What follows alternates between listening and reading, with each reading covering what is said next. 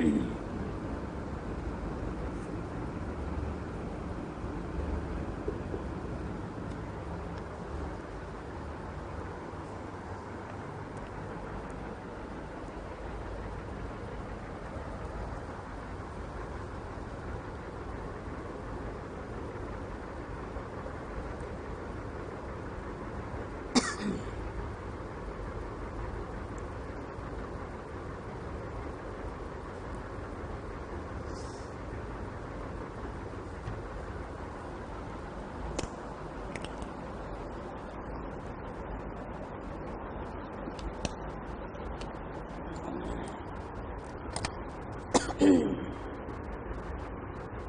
harmony.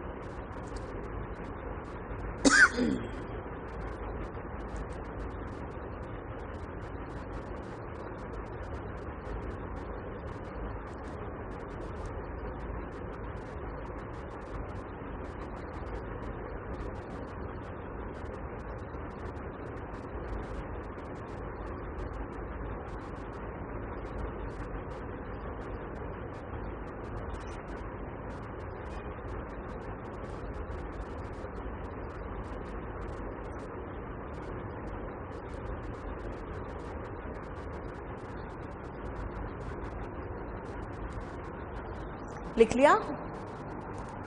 चलो देखो, he said may God bless you, वो तो मैं करा चुकी, पहला खत्म है।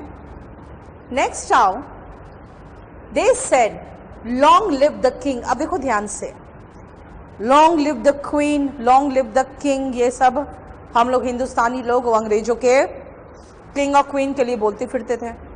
लेकिन इसका मतलब क्या था? इसका मतलब ये था कि यहां पर मे छिपा हुआ है, क्योंकि आप ये नहीं कह रहे हो कि लंबा जिया, बल्कि कह रहे हो क्या? मे द किंग लिव लॉन्ग। आपका ये मतलब। अब होता क्या है ना, जब आप मे को हटा दो, और मे ही तो है जो वो विश और प्रेयर बता रहा है, उसी को हटा दोगे तब क्या होगा? तो कहते हैं ना, सेंटेंस को सही बनाना पड़ जाता है फिर, और इन्वर्जन वही हेल्प करता है आपको। एक इंपॉर्टेंट वर्ड है, उसी को हटा दिया तो फिर क्या होगा? लॉन्ग लिव द किंग हो गया। लेकिन इसको पहले तो मुझे ऐसा बनाना पड़ेगा ताकि हम समझ सके कि किसका बना था। लॉन्ग लिव द किंग बना था मे द किंग लिव लॉन्ग से, और may the king live long को इन्वर्जन से हटा दें हम, तो इन्वर्जन नहीं होगा, तो the king may live long हो गया। ठीक है, तो क्या हो जाएगा? दे प्रेड या विश्ड, जो लगा दो आपकी मर्जी। कंजंक्शन दैट द किंग मे का क्या बनेगा? Might live long. इसका मतलब है कि आपको माइट यूज करना ही पड़ा ना। This means might comes in indirect speech of optative sentences। नहीं था तो भी हमें समझना पड़ा कि भाई उसी को तो गायब कर दिया जो इन्वर्जन बन गया फिर से। यानी लॉन्ग लिव द किंग का मतलब है कि the king may the king live long, और may the king live long का मतलब है कि इन्वर्जन। और अभी बताया था कि इनडायरेक्ट स्पीच में कभी इन्वर्जन आता नहीं है, तो मे को माइट बना के उसको पीछे कर दिया। He said may you live long and prosper. एक तो मे यू को यू मे कर दिए पहले, तो फिर सेड को प्रेड या विश्ड कर दे, जो भी मर्जी। That second person according to object नहीं है, मैं आई मान लूं। मे को माइट कर दे, और माइट के बाद तो वर्ब का बेस फॉर्म ही आता है।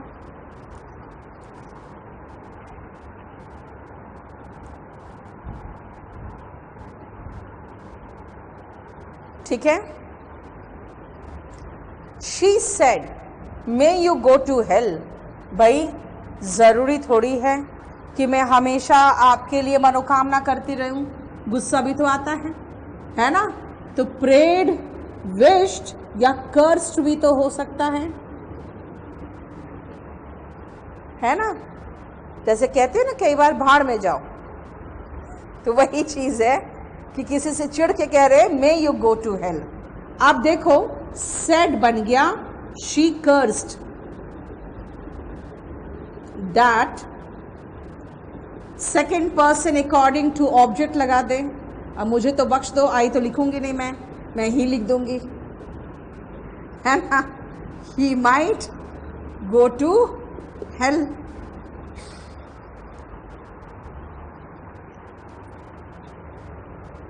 आसान था, ऑब्जेक्टिव सेंटेंस बहुत आसान है।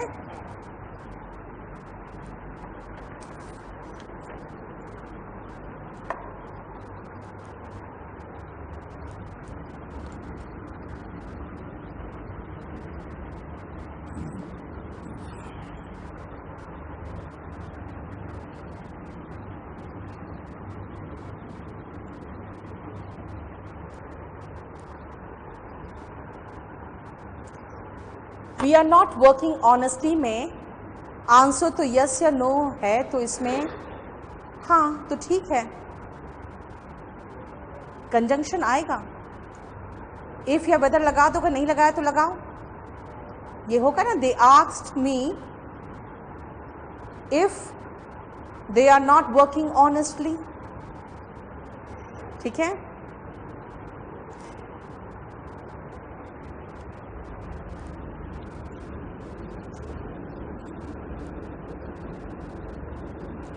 बाकी सारे क्वेश्चंस आप लोग रखे रहो, जितने क्वेश्चंस लिखने हैं लिखते जाओ, जो भी डाउट्स पूछना है बस एक बार ख़त्म करूंगी, फिर आप लोग का क्वेश्चन से जवाब दूंगी। अब आओ इम्परेटिव सेंटेंसेस में।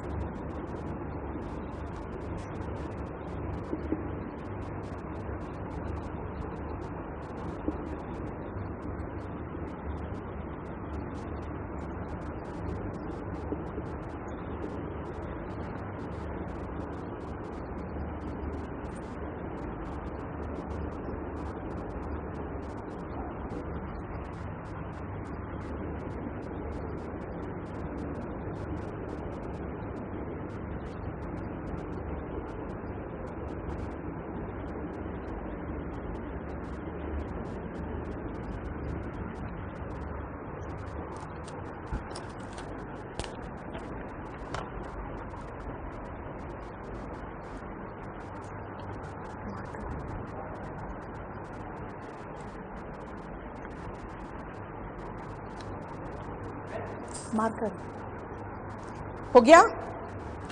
अब देखो क्या किया, पहले तो बताओ इंपरेटिव सेंटेंस समझ में आना चाहिए।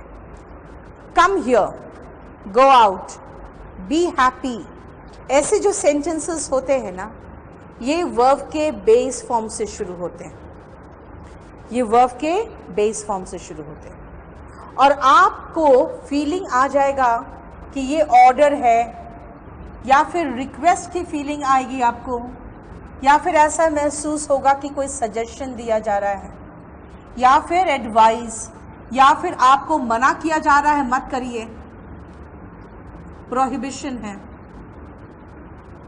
महसूस हो जाएगा, ठीक है? ऐसे कंडीशन में देखो क्या किया। अब आपको अगर महसूस हो रहा है कि ये ऑर्डर है, तो सेट टू को ऑर्डर्ड बनाओ। अगर आप प्लीज शब्द देख रहे हो, काइंडली वर्ड देख रहे हो, तो रिक्वेस्टेड लिखिए। डोंट डू दिस अगर महसूस हो रहा है तो प्रोहिबिटेड या फॉरबेड वर्ड लगाएंगे। अगर लगे कि डॉक्टर टाइप का कोई सलाह दे रहा है तो हम एडवाइस लगाएंगे, यानी according to requirement set to change होगा।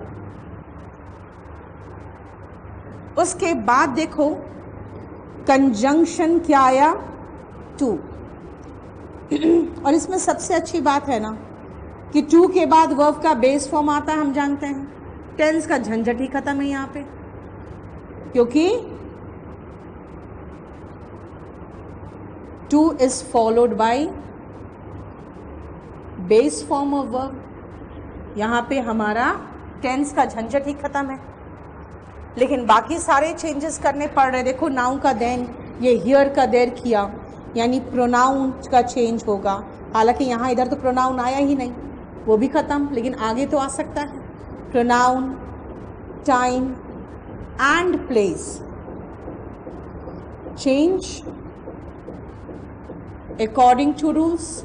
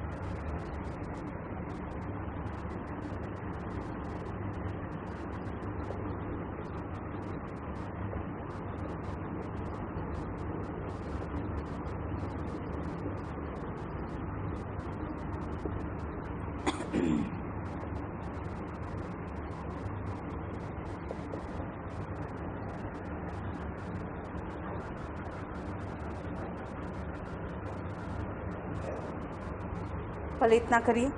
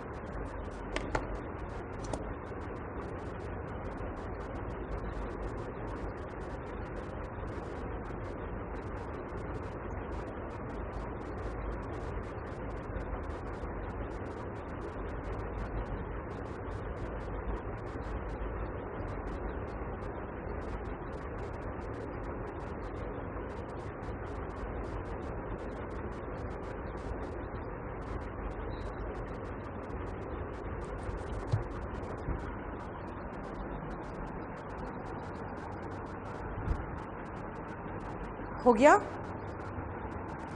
पहला तो वही है गो फ्रॉम हियर का, मैंने खाली इतना कर दिया गो अवे फ्रॉम हियर, तो बस कुछ नहीं, गो अवे फ्रॉम देयर बन गया और कुछ नहीं हुआ।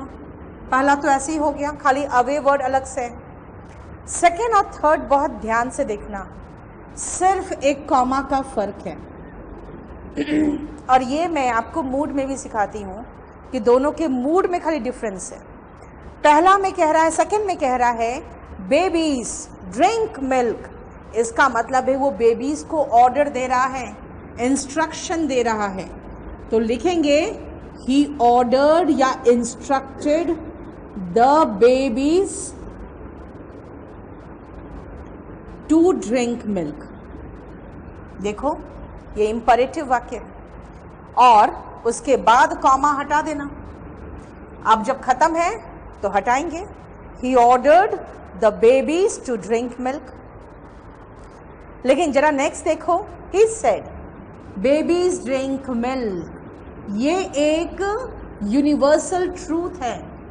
यूनिवर्सल ट्रूथ में हम जानते हैं कि कोई चेंज नहीं होता. कंजंक्शन दैट लगा के वैसे ही छोड़ दो, इसका मतलब है बच्चे दूध पीते हैं. That's it. Babies drink milk, babies drink milk रह गया. यानी दोनों का मूड सिर्फ डिफरेंस है और एक में देखो कॉमा है जो बता रहा है कि वो बेबीज को इंस्ट्रक्ट कर रहा है. अब ये महिला कह रही है प्लीज प्लीज योर ऑनर. एक तो योर ऑनर रेस्पेक्टफुली हो गया. अब प्लीज प्लीज का मतलब हो गया कि बहुत ज़्यादा ही वो रिक्वेस्ट कर रही है ना. इसीलिए लिखेंगे शी रिक्वेस्टेड या प्लीडेड, जो भी लगा दो आपकी मर्जी. लेकिन रिक्वेस्टेड अगर लगाओगे तो प्लीज प्लीज 2 बार है, तो रिक्वेस्टेड हिम अर्नेस्टली लगा देना. मतलब बहुत तीव्रता के साथ जब आप किसी को रिक्वेस्ट कर रहे हो, बहुत ज़्यादा रिक्वेस्ट कर रहे हो, तो अर्नेस्टली वर्ड चलेगा. She requested him earnestly to, और उसके बाद वर्ब का तो बेस फॉर्म ही आएगा. फ्री मी मतलब first person according to subject her, from this agony that agony. ठीक है.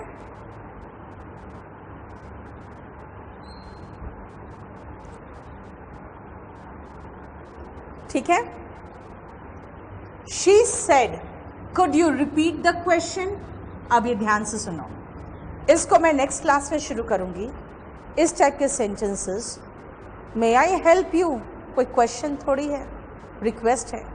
ये क्वेश्चन फॉर्म में रिक्वेस्ट होते हैं. Could you repeat the question आप मुझे तब बोलोगे जब आप वो क्वेश्चन ठीक से नहीं सुन पाए हो. इसका मतलब आप मुझसे क्वेश्चन थोड़ी पूछ रहे हो. ये कुड यूज़ करते हैं हम रिक्वेस्ट के लिए. जब हम औपचारिक रूप से किसी को निवेदन करते हैं ना, फॉर्मल रिक्वेस्ट में हम कुड का इस्तेमाल करते हैं. ऐसे कंडीशन में क्या बनेगा, शी